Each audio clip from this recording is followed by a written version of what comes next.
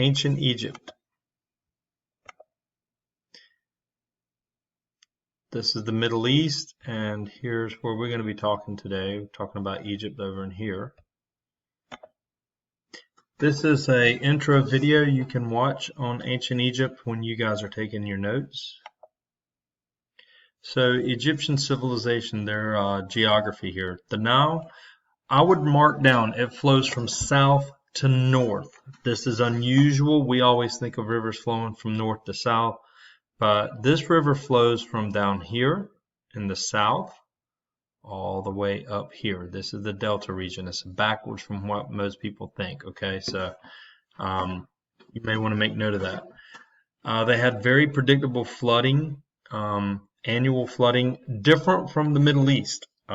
We didn't really get into this too much with the Tigris and Euphrates rivers, but their floods are unpredictable, and it actually causes a whole thing with differentiation in culture. You'll see that the Egyptian afterlife is a little more positive, and the Middle East afterlife is not so much. But anyway, stability and unity, as you see. Egypt's going to be protected by deserts on both east and west, and as you see, it's going to develop into a very stable and prosperous kingdom. It's Egypt by the view of Egypt by satellite. You'll see the patches of irrigation or land here where you can actually grow crops and foods and be very prosperous.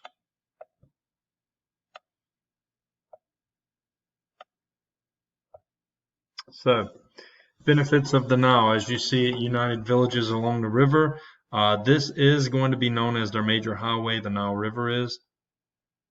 Currents carried barges downstream to the delta. Remember, downstream is north.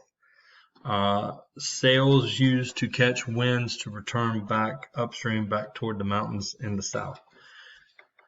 As you see, the river attracted wildlife and provided fish for hunting and sport. Papyrus grew along the river, and this is what they're going to use to make paper. So, bordered on the south and east and west by the Sahara Desert, and the north by the Mediterranean Sea. Ancient Egypt's protected from outside influences. So, here's a history timeline quickly for you. The Nile River culture begins in 390, 3900 BC. You can read on down here. What we really need to talk about in this class, though, is the Old Kingdom, the Middle Kingdom, the New Kingdom. We'll talk about Ptolemy probably a little bit later, and we'll hit on the Roman period with Cleopatra. So, as you see here, originally Menes is going to unify Upper and Lower Egypt, but originally the two kingdoms developed along the Nile. You have the Lower Egypt located in northern Egypt, good farmland, access to copper mines in the Sinai Peninsula. Upper Egypt is located in the south, located along the southern Nile River. King Menes in King Menes in 3000 BC conquers Lower Egypt, unifying the kingdom and establishing the first dynasty. The capital is in Memphis. So if you look on the map, Memphis is here. That's going to be the first capital of Egypt. So here's your different kingdoms. Okay, so in the Old Kingdom, pharaohs organized strong central governments. They were the absolute rulers, and they were considered gods on earth. Khufu and others built the pyramids at Giza, the Great Pyramids. As you see, power struggle and crop failures and cost of the pyramids are going to contribute to the collapse of the Old Kingdom. Guys, it's the Old Kingdom only that builds pyramids. It's not the Middle Kingdom or the New Kingdom. These pyramids are only built in the Old Kingdom from 2575 BC to 2134 BC. So make sure you know that.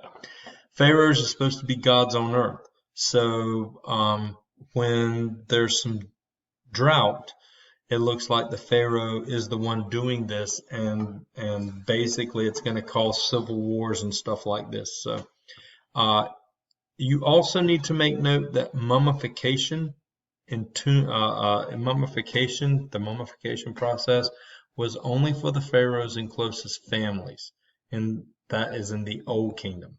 Okay, in the Middle Kingdom, it's going to change a little bit, but in the Old Kingdom, the only people who were thought to have souls in an afterlife would be the pharaoh and his closest families.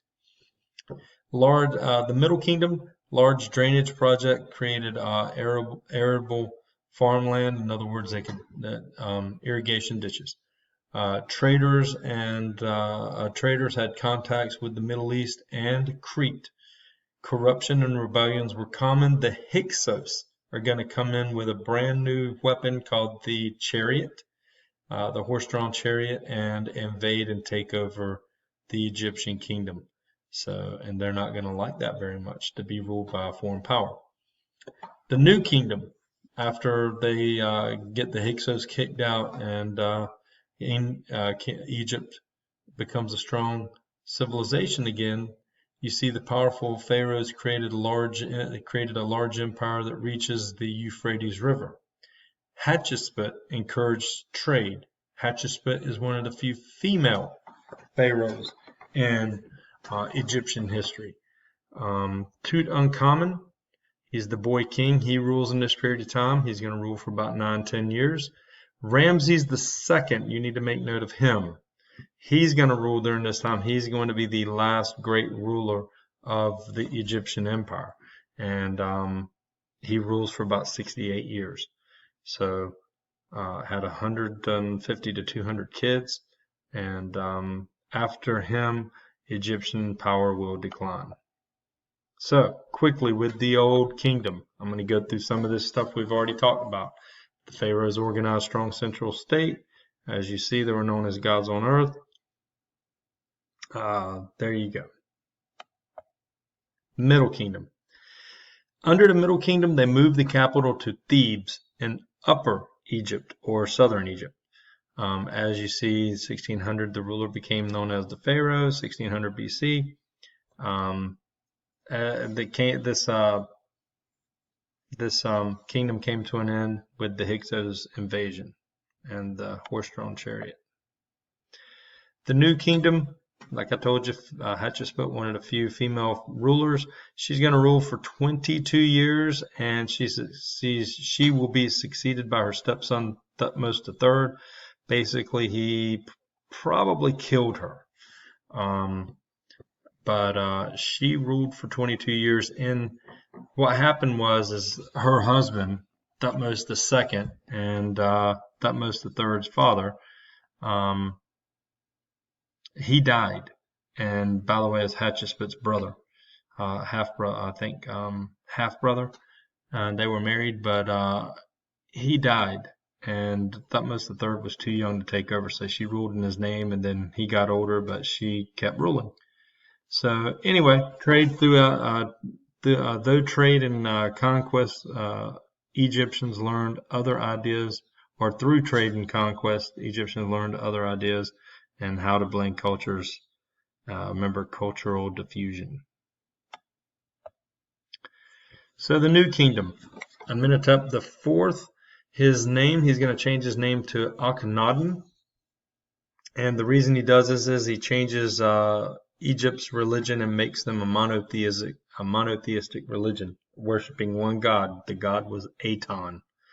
And he does this, could be part of a political fight between pharaohs and the priests.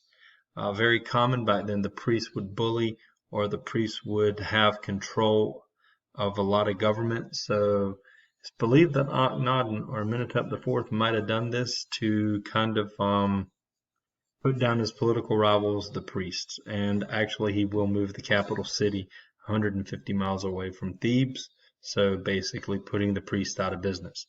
But as you see, he claims to be equal to Aton. It's Aten or Aton. He, as you see, is a weak ruler. He loses part of his empire. Priests and soldiers are unhappy with the changes. Egypt returned to its old ways after his death and when his son takes over, his son being Tutankhamun, 9-year-old boy. And he's going to rule for about 9 to 10 years. He rules till he's about 18 years old. And they have done, what do you call it, MRI on him. They've been able to take the laser and kind of go through the shrouds of his entombment, of his mummification, and they found a big old hole in the back of his skull. I believe it's on the left side, right behind his ears. So basically, he could have been assassinated. We do know that he was having trouble with the priests as well, as he wanted to rule in his own right. Ramses II, will fast forward.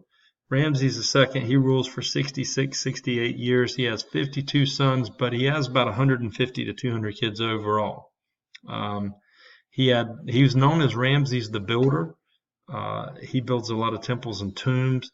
And he may have been the Pharaoh associated with Moses. Actually, he is the Pharaoh associated with Moses. He's his half brother. So here's a graph for you. Social hierarchy, you can see there.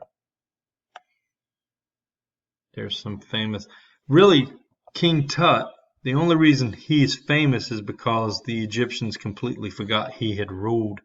Actually found his tomb below ancient Egyptian construction site. And the reason we know about him is because his tomb was left intact. The grave robbers forgot about him. So that's why we know about him. The rest of these pharaohs, they've robbed their tombs. So that's why we know about King Tut.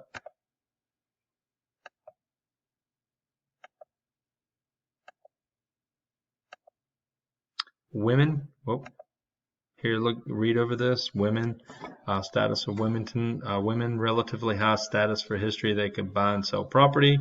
They could seek a divorce. They could They could inherit property in a female line. The role of the mother and wife were important. Girls did not attend school. A woman's status increased when she had children. Sometimes women were considered property, but they were treated kindly. Queen might rule with the pharaoh, and if a pharaoh had more than one wife, the first wife was most important. Her son would be the next pharaoh.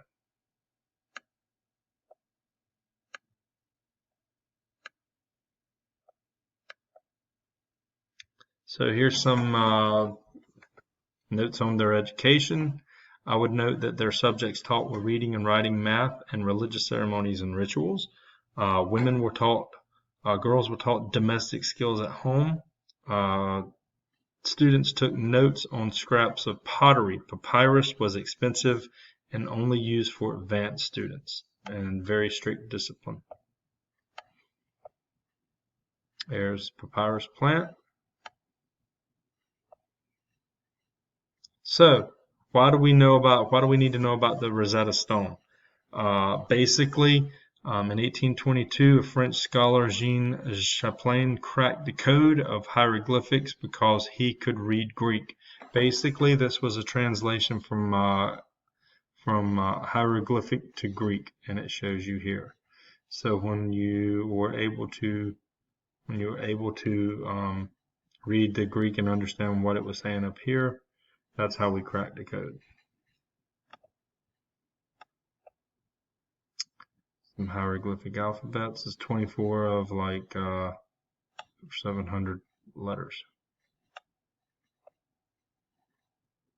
We do need to know a little bit about this. Osiris, Set, Isis, and Horus.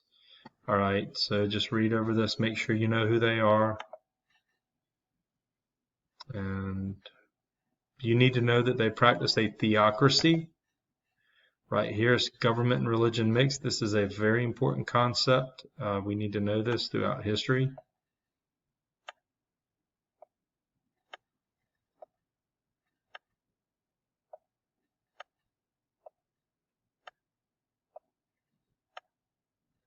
goes through their afterlife. Here's some pyramids.